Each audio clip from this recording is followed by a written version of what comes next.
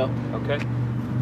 Coach, let's talk about, sort of the standings first of all. You guys are right in the thick of it, and you're in the lead, but there's a lot of people behind you. What are you expecting, especially from Colorado State this weekend? I think they're going to come out ready to go, but I'm not worried about them. I'm worried about us, our preparation. That's what's got us into this situation at this point in time, and I think that's something that's, if we continue to focus on us, at the end of the year, will be a good thing for us. So if you're focusing on the team, let's talk about how they're doing. You guys are playing a lot of close one-run games. Is that something you like, or you like to see a little bit more separation there? Well, pitching coach would always love a 5-run lead, but I'm confident in our team. I'm confident in our hitters. Jill's been throwing great. Hannah's been getting us a lot of ground ball outs, and she's been throwing very, very strong innings. So, I'm always happy with the lead and just like where we're at right now.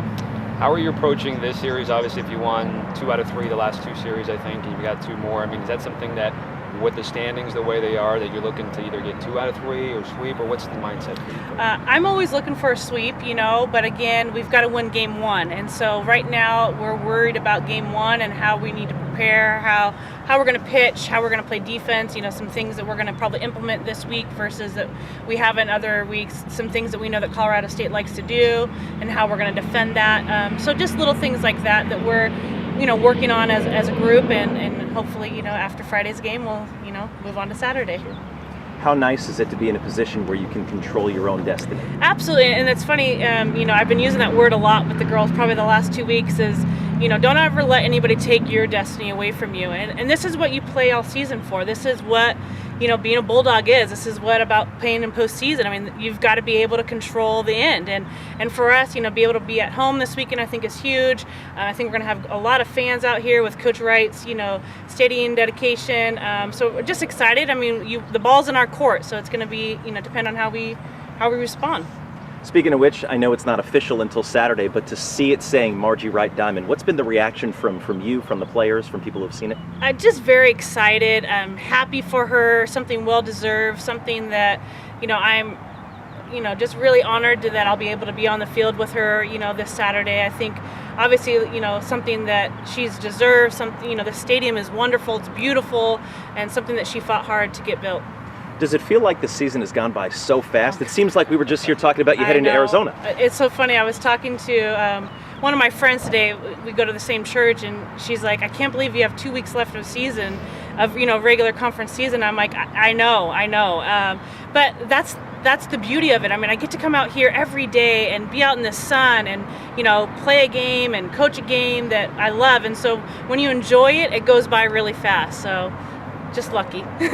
5 seniors are going to be honored on Sunday. Granted, you've only had them for 2 years, but just your thoughts on, if you want to say a little thing about each of them, and then just in general, what they've meant to this program. Yeah, I think each one of them brings their own special flavor to our program. Obviously you have Stasha, who, has played first base for us every game since I've been here. Cornerstone in our lineup. She's hit anywhere between that 3-hole into that 6-hole. A big hitter. Whenever she's in the box, has a great presence. Another kid like that is Vonnie Martin, a kid that, when you, she's on deck or in the batter's box, you can hear her bat speed. So somebody that definitely makes the pitchers think twice about when they're throwing. We have Capri Angotti, who plays left field for us. Wasn't even thinking that she was going to be a Bulldog and came and tried out on a whim, and just been a blessing. Somebody that we're just so fortunate to have in the program. You have Kim Fisher, who her dad and I go back a lot of years. Jerry Gresham, he's a big name in the softball community around here. And when his youngest daughter, or actually his oldest daughter, started getting recruiting, I was at another school, and we were able to talk about things. So I've known him for years. So when I took over the job, he came and he's like, hey, I got a catcher that she's great, and she gets our pitchers ready before games. Just somebody that's very invaluable that maybe you don't see on paper, but helps us tremendously as a team. Last but not least, Brooke Ortiz. Talking about that kid still gives me goosebumps. Probably one of the toughest, grittiest player I've ever coached. Somebody who has more heart than you could ever imagine. That kid's gone through a lot. She's had reconstructive mouth. She had a knee last year. She had her dad this year. And she still comes out every day with so much enjoyment, smile on her face, and she genuinely loves to be out here. And so just very fortunate to be able to coach her. Given this group that you have, any worries about how distractions may play with all the extracurricular stuff going on this weekend?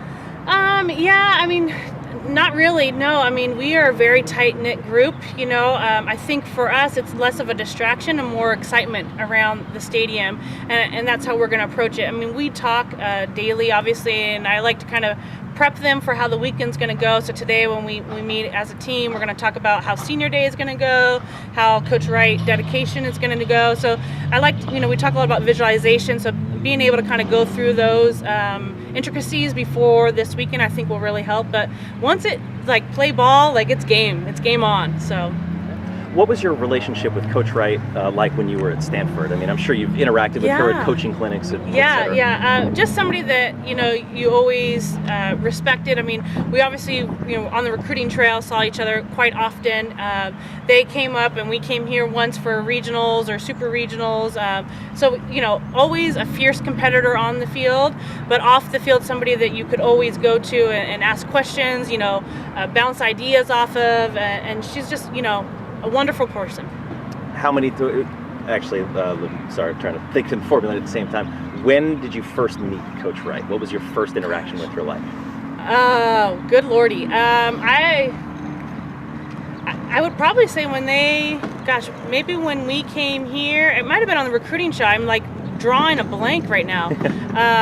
It was a long time ago. It was a while ago, yeah. So Maureen Brady played ball here, and right. Maureen Moe was one of my coaches at St. Mary's. And so that's kind of how that connection happened.